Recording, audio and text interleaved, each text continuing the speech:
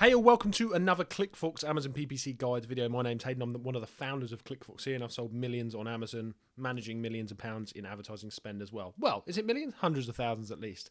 Let's talk about advertising cost of sales, ACOS, vs TACOS, total advertising cost of sales, because I know what it was like to start out, and this stuff's really confusing.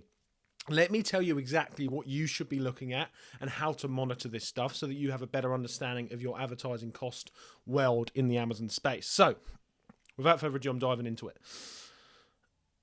ACOS is your total advertising cost. Now, a lot of people think that you should look at the TACOS. It's the only thing that really matters. And that's in some respect true, but it's also not, because advertising cost of sales is also very important as well, the ACOS. So let me break them down for you. The ACOS is showing you a total advertising cost of sales. So that's just looking at your advertising. So if your ACOS is around 35% or 30%, that gives you a good signal as into how well your advertising is going, broken down, right?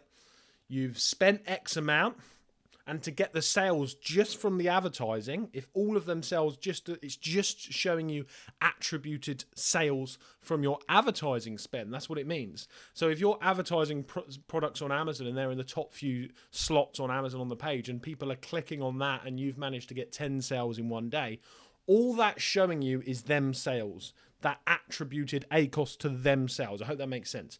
The TACOS, the total advertising cost of sales, includes your organic sales and them ones that I just spoke about. Okay, the ones that are getting the sales from the advertising, and then also the total sales of the organic sales.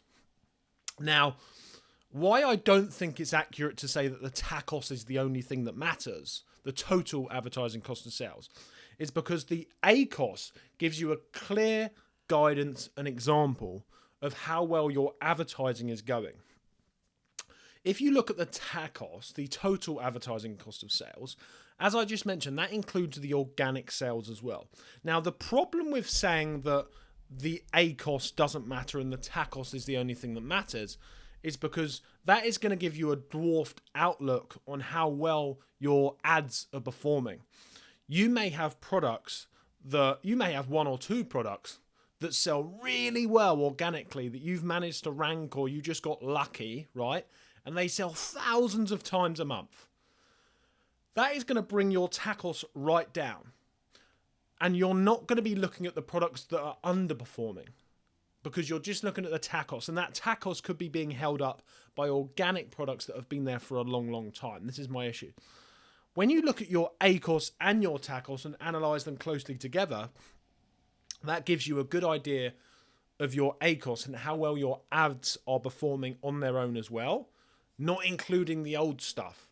I call it the grandfathered stuff that's been there for so long. The grandfathered products that you've already put in the advertising cost of spend in the future, which may have been high, 30, 40, 50%, but now they've got themselves to a stage where they're organically performing really well, and that's a reflection of your TACOS.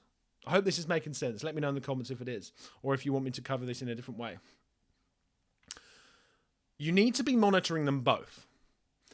ACOS is giving you a clear example of how well your ads are performing on the individual products, and in my opinion, you want that below 30%. And it's really hard for me to say that, because this depends on, one, if you're in launch phase. This depends if you're in a high saturated market, how much competition you've got. It depends on whether you're doing bundles, unique bundles, private label, even arbitrage when people put ads on, that sort of stuff.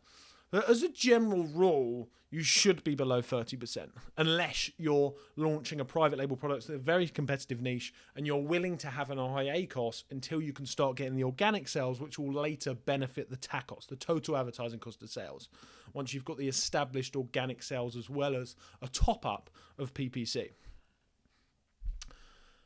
You should be monitoring the TACOS, because the TACOS is essentially like your net profit, if you like, of your organic sales and your advertising sales. But at the same time, you need to know that it's not just being held up by your organic sales and that your ACOS is performing.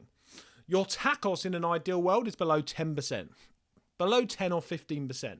I think my TACOS in a lot of my Amazon brands at the moment, round about can be below 10 or 8%. And that's really good. And we have really good profits on that.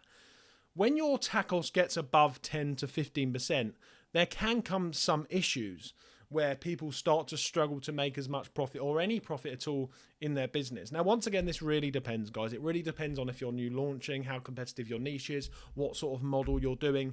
But as a goal, aim to get below 15 to 10%. Because if you're not, you may struggle due to the other fees on Amazon with inbound transportation and Amazon fees and FBA fees, storage fees, stuff like that.